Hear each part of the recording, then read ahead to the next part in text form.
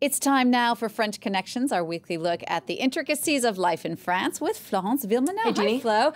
So much of the attention has been on the French presidential election in recent months, but that's actually not the only electoral rendezvous of the year. Coming up very soon is what's been dubbed the third round of this presidential election. France is gearing up for its parliamentary elections in June, and analysts say they're just as important as the presidential elections. Now, what's at stake are the 577 seats in the lower house of parliament, the Assemblée nationale. Now, what you need to know is France is divided into 577 constituencies. 566 seats are actually in France itself, and you can see them all here. It kind of looks like a puzzle.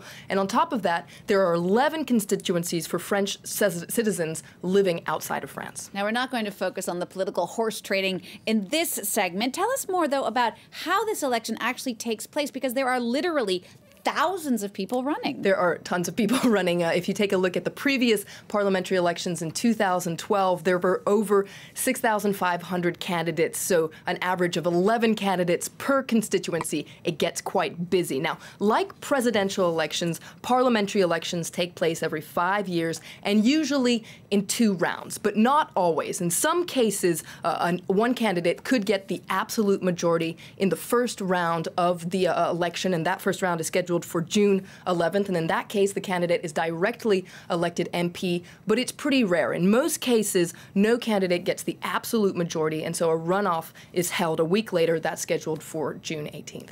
And unlike the presidential election, it's not the 2 candidates with the best score who make it to the second round. To qualify for the second round of the parliamentary elections, you have to make 12.5% of the votes in the first round. That means it's not uncommon to have 3 candidates in the runoff. And this, as you can imagine, there's a word for this scenario in French. It's called a triangulaire. More rare are the quadrangulaire, the 4-way runoffs. But you'll hear a lot about triangulaire during the parliamentary elections, and they often involve a member from the far-right National Front, and therefore they can lead to a lot of drama over whether one of the other candidates should drop out of the runoff in the name of the Pacte républicain, this thing we've already talked about in French Connections, this tacit agreement that exists between the left and the right to block the far-right National Front. Now, to win the second round of the parliamentary election, you don't need to get a majority, you just need to get the most votes. And fun fact is, if 2 candidates have the exact same amount of votes, it's the oldest one who wins. Oh, nice to know seniority has its role. Now, despite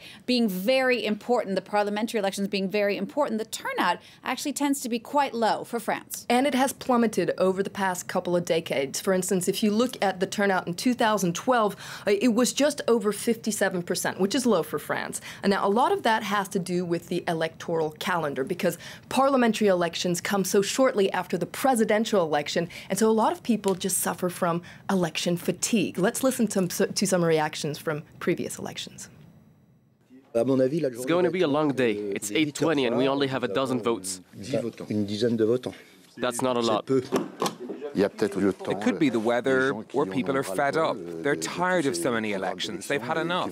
It's too bad. I hope the turnout will be higher in round 2. People don't talk so much about the parliamentary elections, not as much as the presidential race. But it's the parliamentary election that matters. I believe that if I don't vote, I'm not allowed to complain. Do keep in mind, though, that things could be very different this year, because we're seeing such a shake-up in French politics that interest in the parliamentary election could be quite high, which means that the turnout could be quite high, too. For political parties involved in this, there's a real incentive to having a maximum number of candidates elected, and it's not just about weighing in on policymaking. There's a major financial incentive, because French political parties do get a lot of money from contributions from their party members or private donations, but those are capped at 7,500 euros per individual per year. The bulk of money for French political parties actually comes from the state, but that amount of money depends on the score they have in the first round of the parliamentary election and how many MPs are elected. Now, the math is a little tricky. It essentially works like this. For each vote, they get €1.68, and for each MP, they get over 42,000 euros. As you can imagine, it adds up a lot. The state gives money. It also takes money away, though, because in France, there's actually a law that forces parties to include equal numbers of men and women on their lists, and if they don't follow that law, well, they can be fined. Well, immediately after they are elected, these MPs head to the Palais Bourbon in the heart of Paris, which is the building where the National Assembly is located, for what's essentially a sort of class orientation. It's quite cute, actually, and you can see reports about their orientation on TV. Essentially, they show up at the Palais Bourbon and they're given a tour, shown the ropes, if you will. They get to take an official picture in the National Assembly, and they're even given a goodie bag that includes everything they need to be an MP. So what's in the bag? That's her tricolour sash. As a local official, she wore the blue on top. Now that she's an MP, she'll wear the red on top. You get a tricolour sash. This is what we call the barometer. It's something you wear at official ceremonies. I don't wear it, but new MPs like to wear it. You put this here on your lapel. People know me in my constituency, so I don't wear it.